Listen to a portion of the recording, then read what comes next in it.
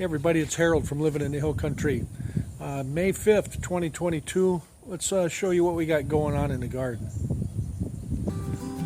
Life, liberty, and the pursuit of happiness right here in the Hill Country of Texas. Cantaloupe and watermelon, and you'll notice that I did get the trellis system going. I went out and got a 16-foot cattle panel.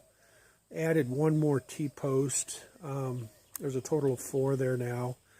And I cut that T-post in half and kind of attached it to those T-posts, of course.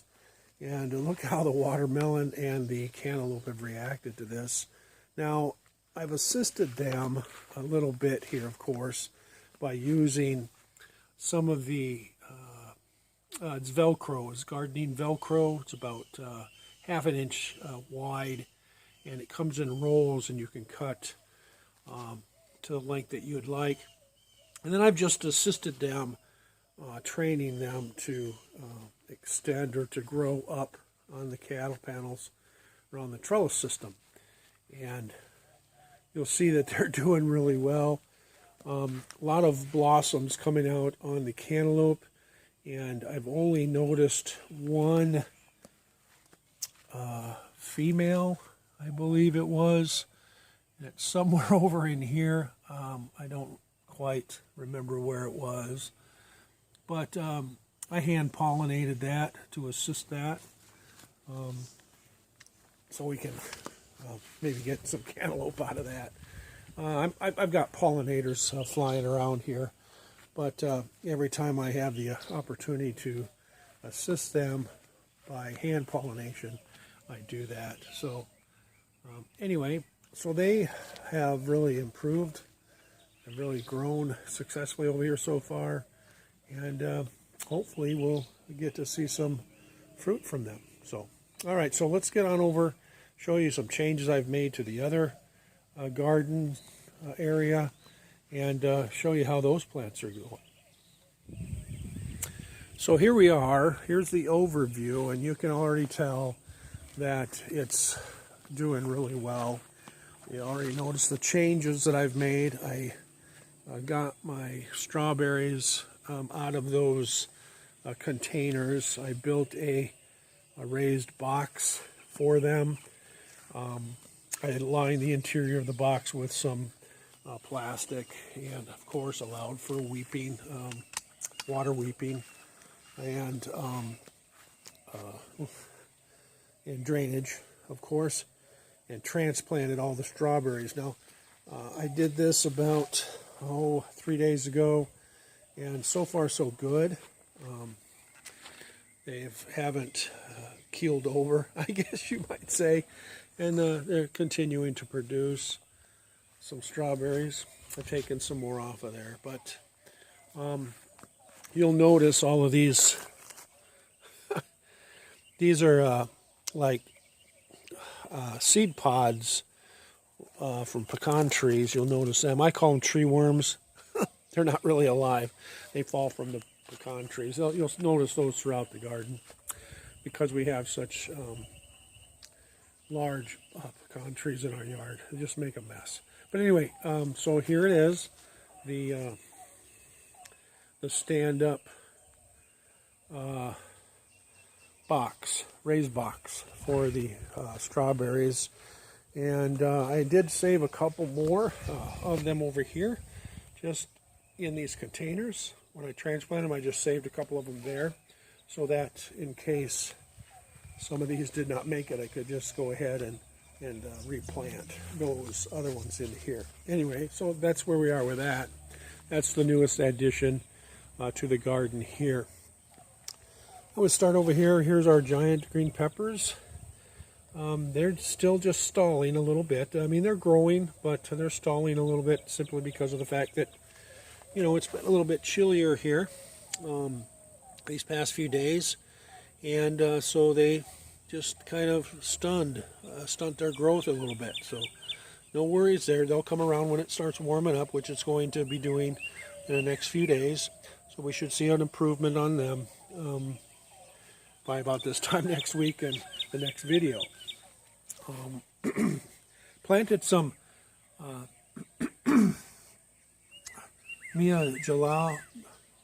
giallo pepper. It's a large yellow pepper. And I have the seed packet so I can show you. But it's the Mamma Mia Giallo pepper. It's a pepper for stuffing. And so I planted those from seed. Of course, we'll see if they germinate there and grow, which they should once it starts warm. It's warming up now, so they should germinate rather well on their own. Over here, I planted some of these Poblano Peppers. And they, of course, look like this. And we had some Poblano Peppers one year that we stuffed and ate. And it was really good. So I wanted to try and grow some of those this year to see if we can't get some of those to grow.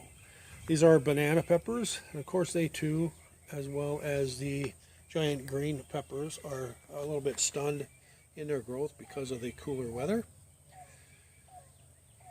So we should see them come out of their temporary dormancy, I guess you might call it, however you want to go about that, however you want to explain that.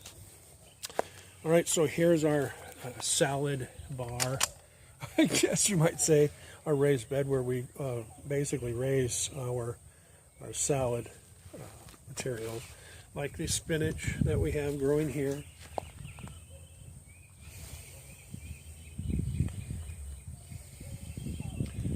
My red kale is really getting hammered by something. Not doing very well there.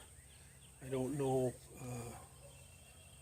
what is eating that. It looks like I'm going to have to pull that crop out of there. I'm going to have to pull those out of there and get something else planted. I have planted some other lettuce here. It's like a red lettuce.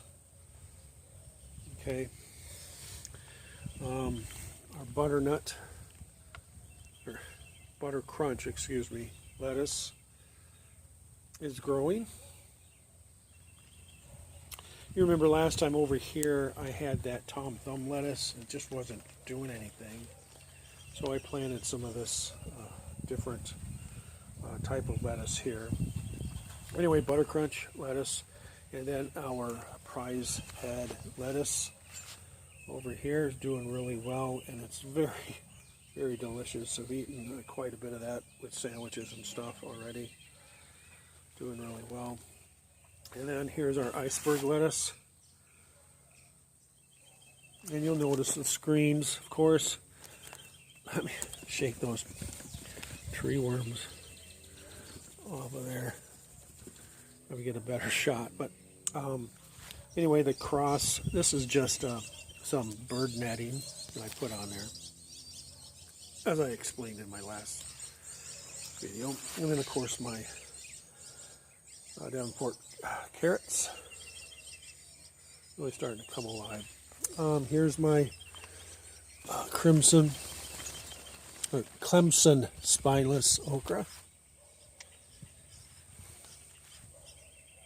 Okay, starting to show some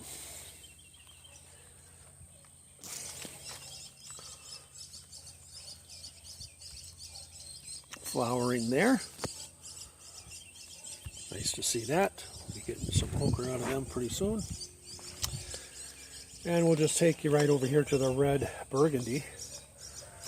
Get rid of that. These doggone things. They get over everything. But here's the red burgundy. I really like the color on this stuff. And I don't know, we've eaten some of it. Haven't really noticed that much of a taste difference. But maybe it's the way we cooked it. I don't know. But That's really looking really well. Okay, and that'll take us over to our, I'll get around this raised bed here, get us over to our bush beans, or jade bush beans. And you'll see that they're just busting out of the system here, or my bed. Really doing well. Putting on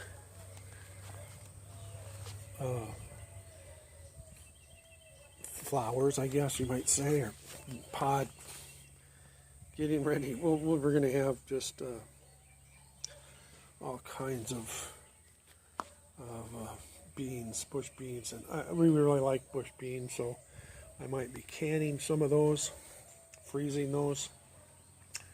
We really like right out of the garden. They taste better out of the garden than they do from a can, of course, from the grocery store, or ones that you might buy right there at the grocery store. All right, then we have some flowers that are blooming here. I don't know what type of flower this is. Maybe y'all can help me. I have the bag, but I can't pronounce the name. So anyway, I'll ignore that. We have our butternut squash here. You can see it's just starting to trellis. I'm starting to get it trained to trellis, and we're getting blossoms and fruit. He's there, and here we have a male, and this would be a female plant. So I'll probably, after this video, I will probably self-pollinate that. It's very easy. You just take a Q-tip and you grab some pollen out of there, and then you bring it up and you just add it to that one, and it'll pollinate that. And I'll probably pollinate this one here.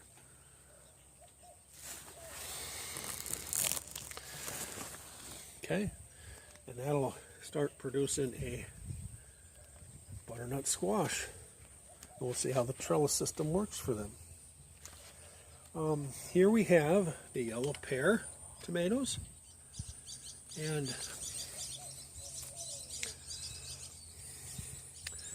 you see some blossoms. Haven't seen any fruit show up yet.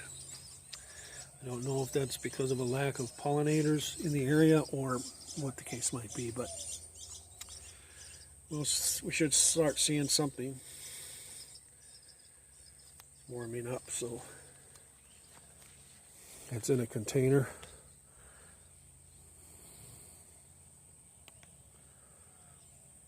Okay, now we'll go around here, this side of this raised bed. Of course, here I have my yellow Gentry squash. And like I said in my last video, I kind of have these crowded in here, and I'm trying to get them to trellis like the other squash over there, and butternut, and I'm going to give it a shot. But we've already taken squash off of here, and it looks like there's a couple more here.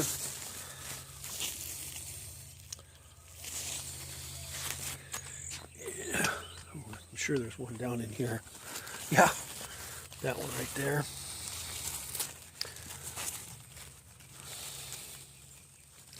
That one's probably about 8 inches long. That one's about ready to come off of there. We had some the other day. My wife Pamela, she sliced it up, fried it with salt and pepper, and fried it in a little butter. It was really good. It really tasted good. Anything out of the garden that you grow yourself organically just tastes better. Here we have our Roma tomatoes. The Roma tomato. And of course it has blossoms as well. and will soon be producing or showing fruit. Over here we have our, I'm going to go around the post again like I did last time. Here we have our Rutgers tomatoes. And these are all determinate, so I'm not worried about pruning or other than keeping the lower branches off the ground, or those that are yellowing, get rid of those, that kind of thing. I don't do any pruning. I just let them go, and they'll produce what they produce and then die off. They have their season, and we're not 100% tomato lovers. I mean, we eat them. We like them in BLTs, that kind of thing. And the Rutgers tomatoes proved that they were probably the best. The Romas we're going to try this year just to incorporate into some spaghetti sauce and see how many we can produce with the 4 plants that are growing there. Each one of these have 4 plants, I believe, in them. So we'll see how many tomatoes we get. And as far as any of these vegetables that we grow in this garden, if we have an overabundance or cannot use it before it may spoil or have to be thrown out, we will give away to our neighbors. Anyway, so that's that. The marigolds are blossoming. Here's one. Get him out here so you can see.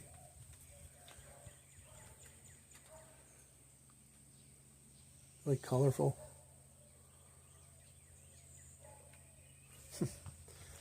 I had to top off these. I cut the top off these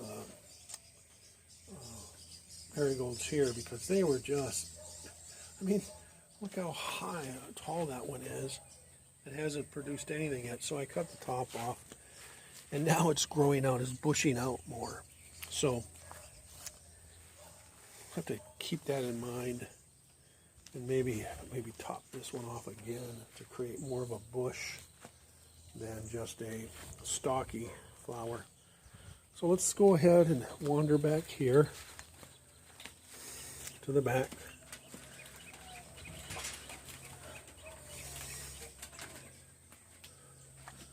And you'll see our dandy pea is doing okay. This is my first year of growing peas, so I don't really know what I'm doing, I guess. Having a struggled time here, but we'll see what happens here. Looks like we have something eating those leaves as well, and that's a concern. I've put, you'll see those specks, those white specks. That's snail bait to get rid of snails. So this must be some type of moth or beetle or worms. I don't know. That might be chewing on these leaves here.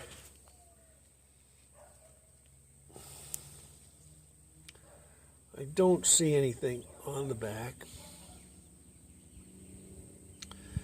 I don't know what would be eating those. It looks like moth. Some type of moth is getting in here. If you know, let me know.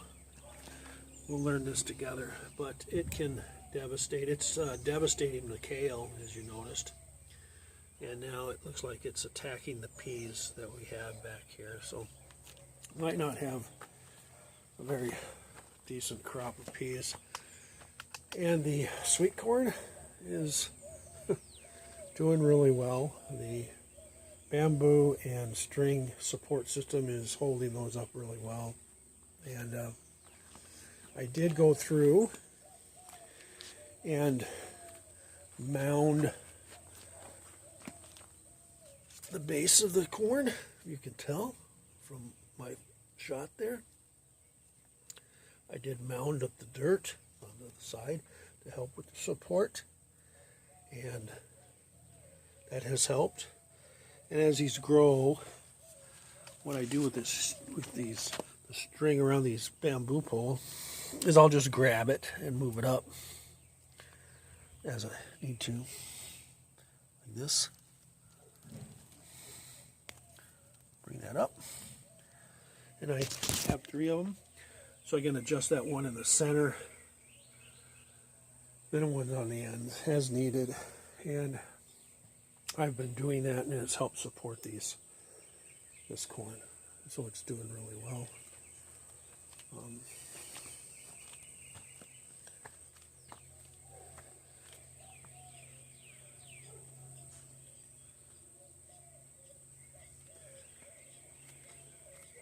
There is a difference for some reason, if you'll notice. You could probably tell in the photos, or the shot here, that these here, they're closer to the shed, are about 6 inches shorter than those that are further away.